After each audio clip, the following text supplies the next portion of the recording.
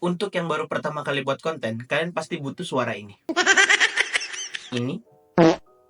Atau ini. Dan semua ini bisa kalian dapetin secara gratis. Jadi jangan lupa di-save dulu videonya.